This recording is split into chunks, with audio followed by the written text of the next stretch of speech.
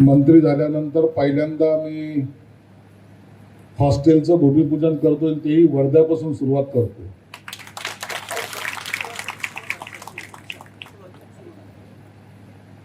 शक्तीपीठ वर्ध्यापासून सुरू झालं, नागपूरपासून काय सुरू झालं, चंद्रपूरपासून काय सुरू झालं, या सगळ्या राजकारणाचा अभ्यासही मला आहे.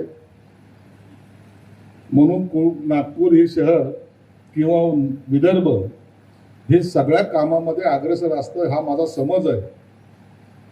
सगळे कामं म्हणजे तुमच्या लक्षात आलं असेल, फक्त विकासाचेच कामं नाही तर सगळ्याच कामामध्ये अग्रेसर असतात. मग ते राजकारण असो, समाजकारण असो.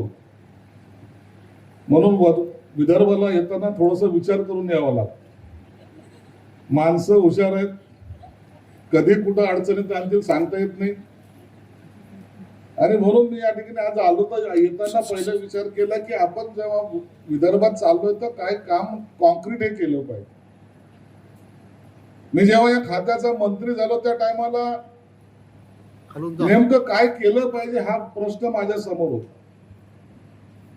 आमचा विभाग असा आहे सामाजिक न्याय विभाग. त्या विभागाकडे पाहिल्यानंतर प्रत्येक जण याच्यावर टीका कशी करता येईल याचा प्रयत्न करायचा. आम्हाला हे मिळत नाही, आम्हाला ते मिळत नाही, आमचे अधिकारी असे आहेत, तुमचे अधिकारी तसे आहेत. आणि जणू काही हे सगळे अधिकारी आरोपी आहेत की काय अशा भावनेतून या खात्याकडे पाहिलं जायचं.